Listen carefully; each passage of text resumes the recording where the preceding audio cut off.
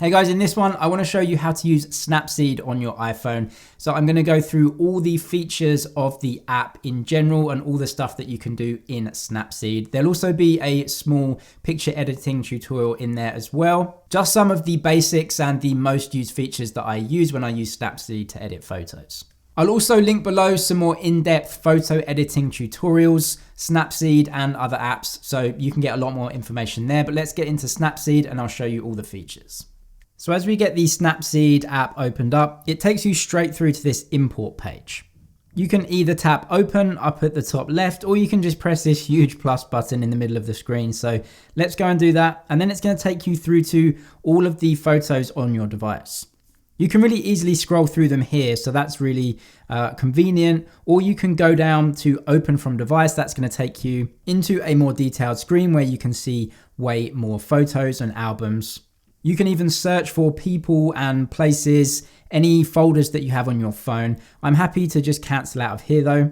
I'm going to press plus once more and it'll take me through to this really simple screen.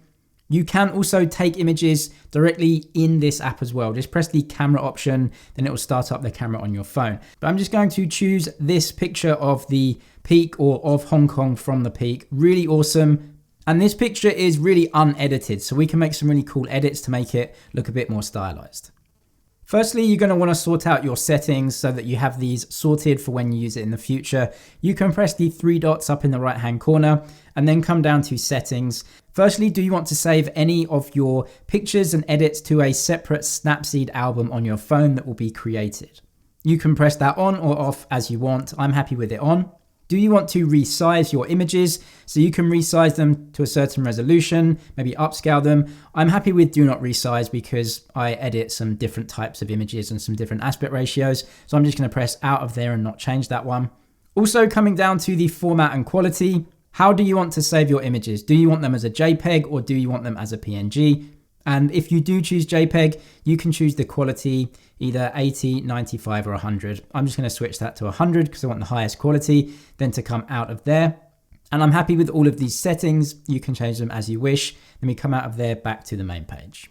So firstly, you can use looks with Snapseed. So if you just want to really quickly edit an image, you can click on each of these looks and it's going to put it on the image for you. You can zoom in and out of the image to just have a quick look. And what's really great on Snapseed is when you zoom in, you get this box effect. So you know the blue box is exactly where you are looking at the time if you're zoomed in on the image. And then when you zoom out, it disappears. You can definitely scroll through all of these different looks and they are quite harsh. So depending on which one that you want to use, you can put these on straight away. These are really just preset looks. You can go through them and see if they actually make the photo look a bit better or a bit more stylized. They work really, really well, but obviously you don't have a lot of control over these. So I don't put these looks on first. You can either go to the left-hand side and choose current, or you can just press the X button and not put these on at all. We are going to put way more looks on afterwards before we edit some other things. So for me right now, I'm going to switch over to the tools menu and I'm going to go through the most used tools in Snapseed. The first one is tune image. So if we press on this one, it comes up with a few options you can see down at the bottom. With these tools, we can change the style and the exposure of the image. So you can just press the magic wand at the bottom if you want, and it's going to automatically change it. You can see right at the top that the brightness has been adjusted to -3. So you'll press it again, you can see auto adjusted. And what you can do is press your thumb or your finger on the image and slide to the right and left to change the brightness yourself. If you press the magic wand once more, it's just going to change it back to what it thinks is best, currently -3. If you press this bar icon down at the bottom, this gives you a histogram of light. So we can see that there is quite a lot of overexposure in the image. That's obviously the sky and the clouds. Down at the bottom, we do have some dark areas as well, which is obviously the foreground and the trees.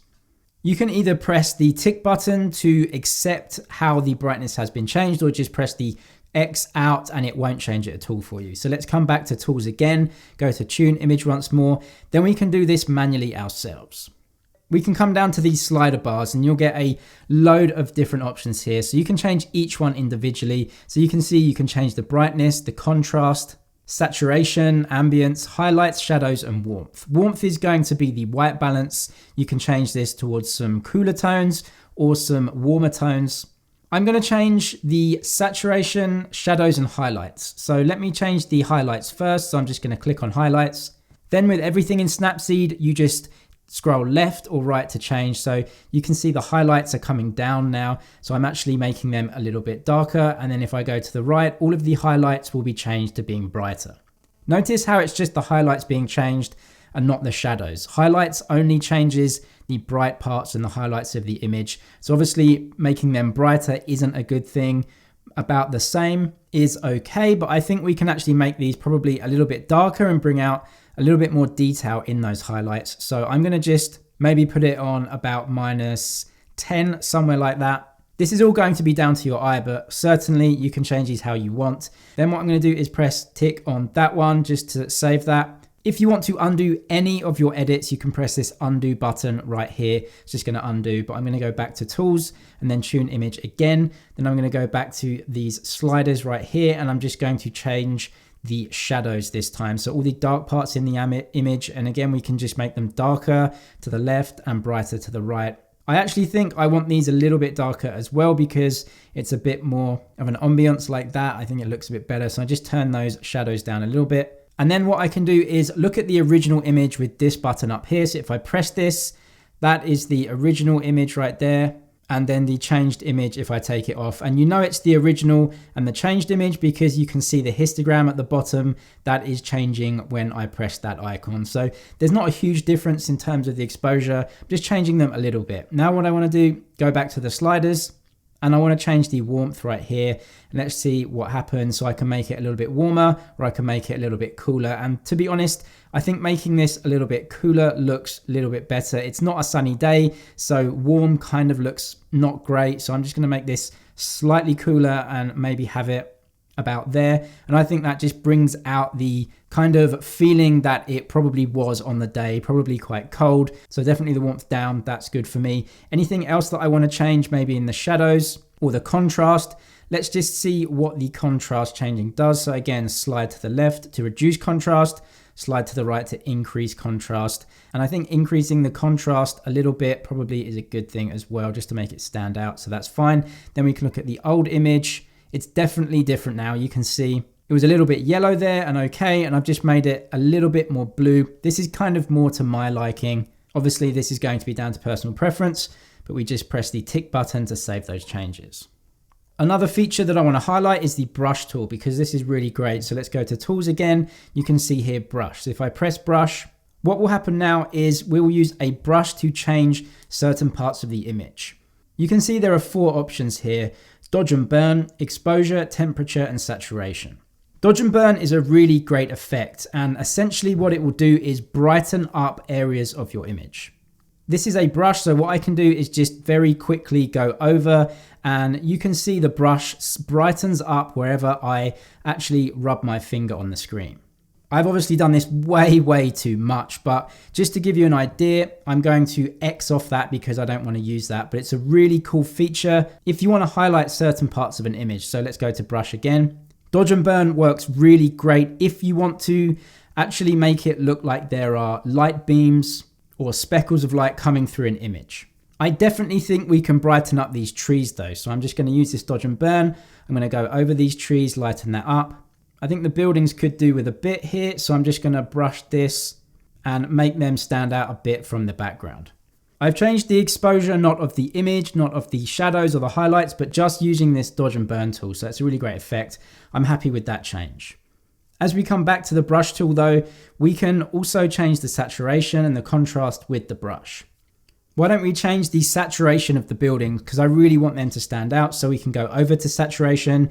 You can see we have it on +10, but you can come and use these arrows to change. So you can actually take away saturation with the brush. We're now on -5, or you can add saturation with the brush. We're on 10 now. So I'm just going to add saturation to these buildings, brush over them. You can see straight away they come out. They're way more vibrant than before.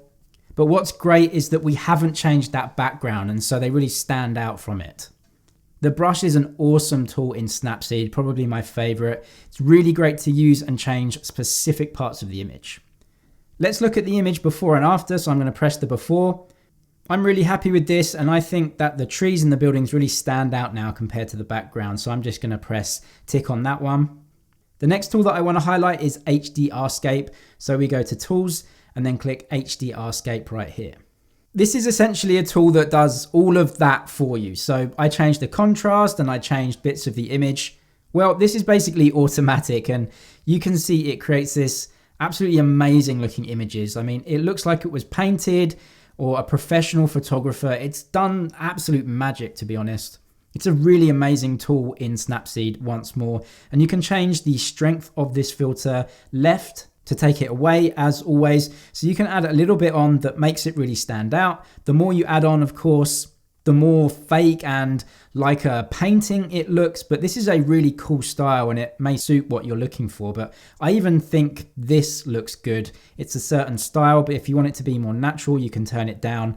But it really does make the image stand out. It increases the contrast. This is absolutely awesome, and I'm going to keep it like this. So press the tick button. We already have an amazing looking image.